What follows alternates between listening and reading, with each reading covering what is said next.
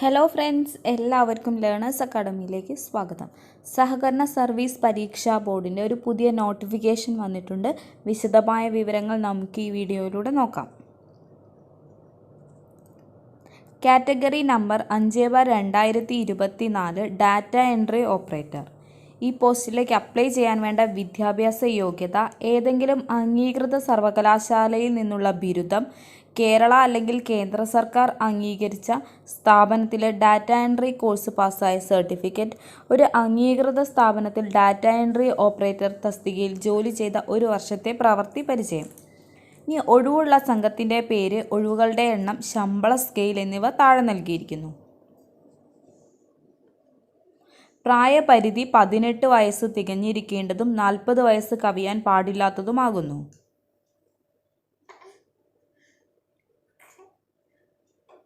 ഉദ്യോഗാർത്ഥികൾക്ക് ഒന്നിൽ കൂടുതൽ സംഘം അഥവാ ബാങ്കുകളിലേക്ക് അപേക്ഷിക്കാവുന്നതാണ്.